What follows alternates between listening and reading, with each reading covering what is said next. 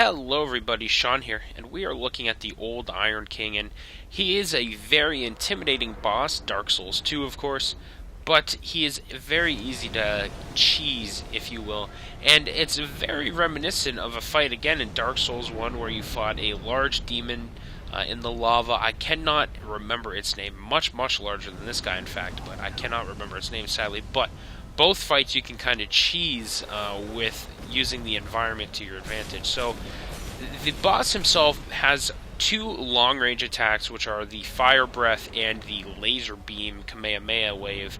A lot of bosses in this game have their own Kamehameha. See right there, look at that. Goku would probably be a little jealous of that. But anyways, what you want to do is to cheese the fight is just hide around that corner, as you'll see me do multiple times and already have seen me do. Now, the only thing to note about going behind the corner like this is if you stay back there too long and too often, the boss will go under the lava and try to reposition himself so he can hit you. And he will get into a position that doesn't necessarily guarantee hits, but does make it much easier for him to reach you, and you put yourself at much greater risk of actually taking a few strikes. So, and there's a great example of it.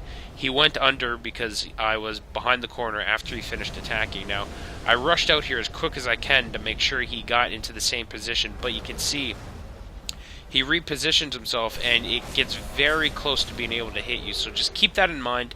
The boss is very weak to magic. I'm assuming very resistant to fire. I didn't try it for obvious reasons. So if you have a magic enchanted weapons, or if you are a soul arrow casting mage, then you will have a pretty easy time here. And if you're a mage in general, the fight isn't too bad. Melee characters, you just have to wait till his head or hands are within striking range to go in and hit them. His hands bounce around quite a bit. I'm tempted to say that you might be able to cut them off, but I was unable to do that myself, so I can't confirm or deny that. But typically in the Dark Souls games, if something bounces quite a lot, it usually means that it can be chopped right off. But again, I wasn't able to do so. It could have been because my weapon was not powerful enough, or because I don't have a big enough weapon. But might be something to try yourself if you're feeling a little adventurous. That was a suspicious attack right there. I might have to call shenanigans.